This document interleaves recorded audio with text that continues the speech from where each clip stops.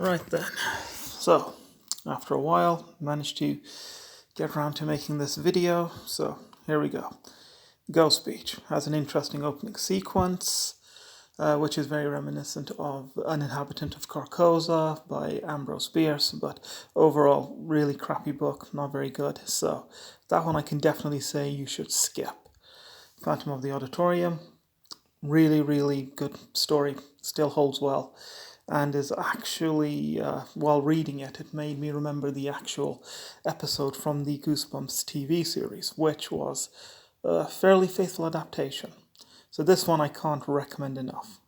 It's definitely a very, very good book for any young reader to actually read. Anything else? No. Came from the kitchen sink. Not very good. So that makes us move on to The Haunted Mask, which again is another standout novel just like Night of the Living Dummy, and is definitely worth a read for any young reader who's interested in being creeped out, because it actually does come across as a very, very creepy story.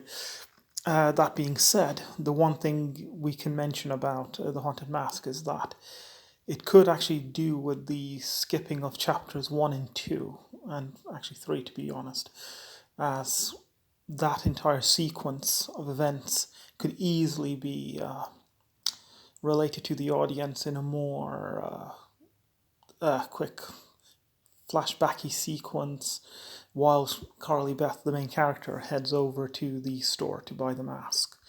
And a similar thing actually happens with Phantom of the Auditorium, in that certain details are given about the characters which are totally unneeded because they don't actually add anything to the story.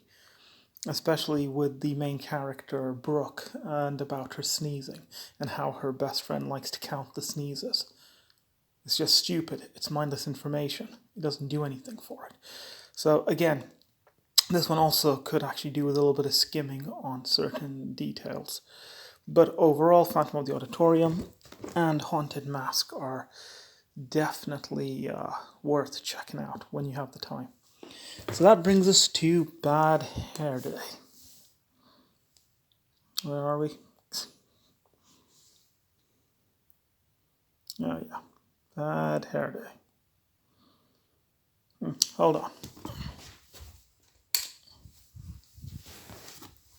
Okay, there we go. Now you guys can actually see things a little bit better.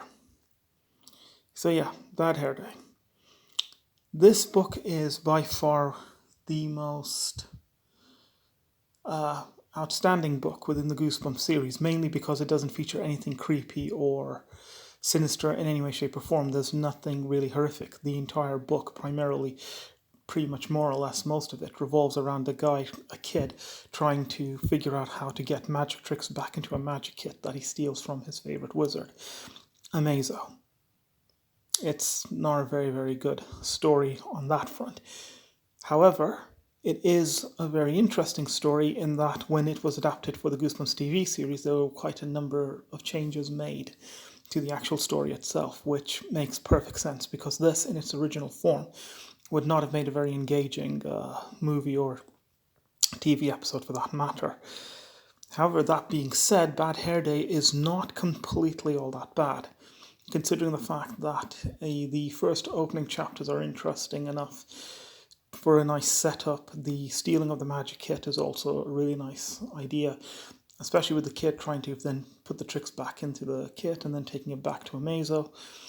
The thing is, we don't really get to see much of Amazo. You only get to see at least 3 rabbits throughout the entire story, one of them happening to be Amazo's rabbit. But what's interesting is that Amazo's backstory has so much potential that it's weird that it was never actually explored. As a matter of fact, I think that if R.L. Stine were to watch this video, if he was going to reconsider doing anything, he really should actually rewrite Bad Hair Day. Get rid of both the sister and the best friend character. They don't serve a purpose. Keep the first 3 or 4 chapters, especially about him going to see the magic show at the magic house, stealing the magic kit, and then finding out from Amazo and his backstory as to how he became the way that he became.